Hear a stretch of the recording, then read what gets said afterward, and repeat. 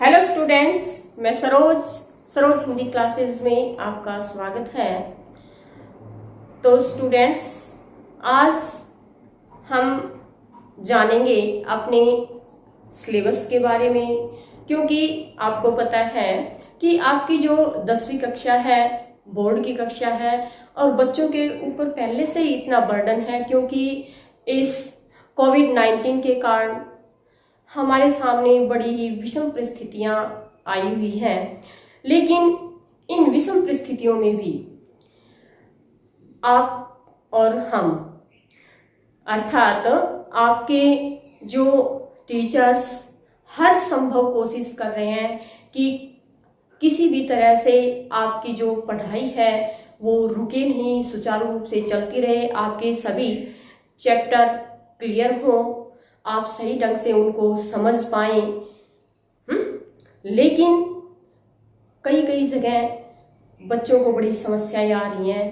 भाई लगातार उनकी क्लासेस नहीं चल पा रही, उनका कोर्स सही ढंग से नहीं हो पा रहा।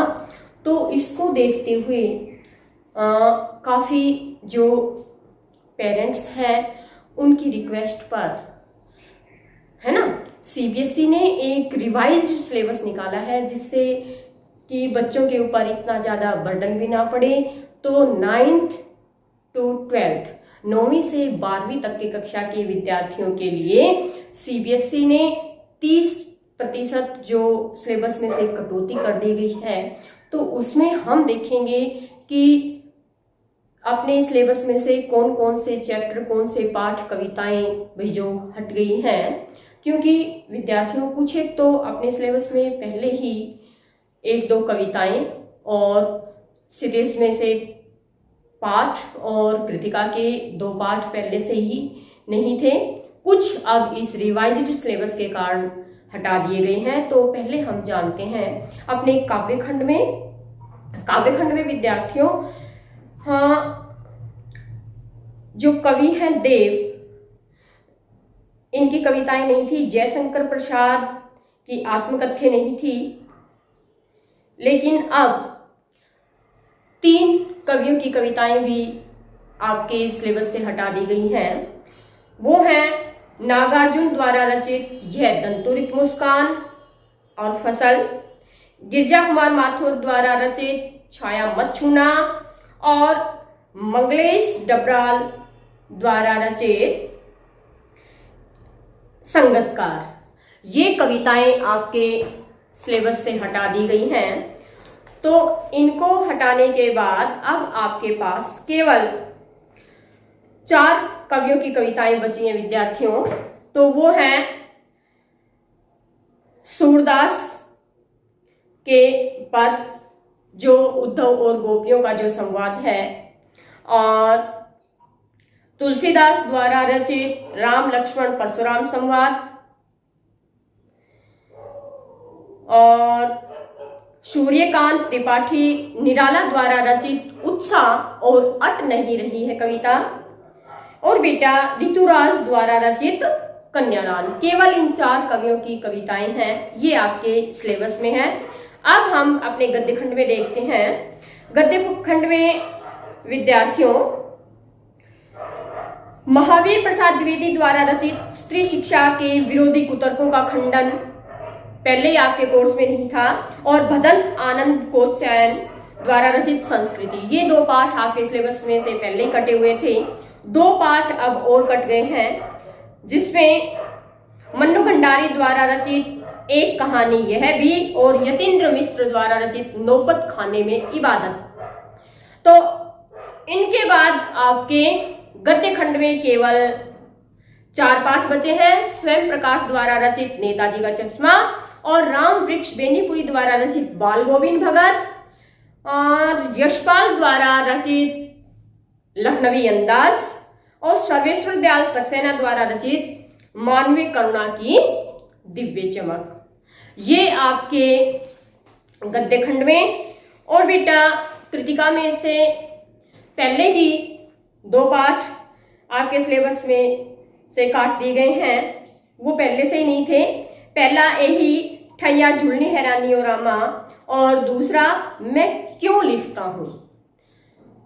तो बेटा ये तो आपका सिलेबस हुआ। अब हम जानते हैं अपने प्रश्न पत्र के प्रारूप के बारे में, क्योंकि आपकी बोर्ड की कक्षा को देखते हुए सीबीएसई ने क्या किया है कि आपका जो ये पैटर्न था इसको क्या कर दिया गया है, 2 भागों में बांट दिया गया है आपके प्रश्न पत्र को। ठीक है, खंड ए और ब। तो खंड ए में बेटा क्या होंगे, बहुविकल्पी प्रश्न होंगे। ठीक, इसमें क्या होंगे, पहले प्रश्न में पहले क्या होता था, 4 खंड होते थे और इसमें बहुविकल्पी और ये अलग अलग नहीं होते थे, सारे प्रश्न मिले जुले होते थे।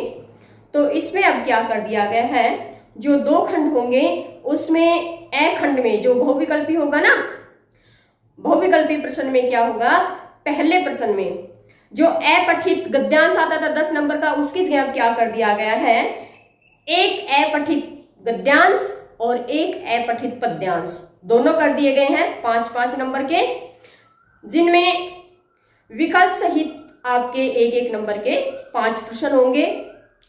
ठीक है, तो अपठित उसमें गद्यांश में पद्यांश में से 5-5 नंबर के आ जाएंगे, तो ये हो गए आपके 10 नंबर के। फिर दूसरे प्रश्न में व्याकरण के लिए निर्धारित विषयों पर विषय वस्तु का बोध, भाषिक, बिंदु संरचना आदि पर बहुविकल्पी प्रश्न, और ये होंगे बेटा 20 प्रश्न होंगे, जिसमें से आपको 16 प्रश्न करने हैं। पहले भी ऐसे ही होता था, व्याकरण आपकी 16 नंबर की आती थी। इसमें आपके 4 भाग होते हैं। पहला, रचना के आधार पर वाक्य भेद 4 अंक, वाच्य 4 अंक, पद परिचय 4 अंक और रस 4 अंक। तो ये 16 अंक की आपकी व्याकरण होगी। और फिर बेटा पाठ्यपुस्तक क्षितिज भाग 2 में गद्य खंड में क्या कर दिया गया है कि क्षितिज में निर्धारित पाठों में से गद्यांश के आधार पर विषय वस्तु का ज्ञान बोध और अभिव्यक्ति आदि पर बहुविकल्पी प्रश्न पूछे जाएंगे, जो 1-1 नंबर के 5 प्रश्न होंगे। फिर दूसरे में क्या है, गद्य पाठों के आधार पर बेटा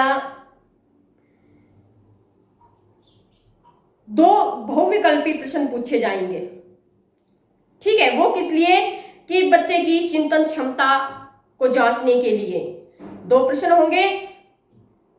तो ये पहले प्रश्न में जो 5 प्रश्न थे 1-1 नंबर के, इसमें 2 1-1 नंबर के, ये हो गए आपके 7 नंबर के।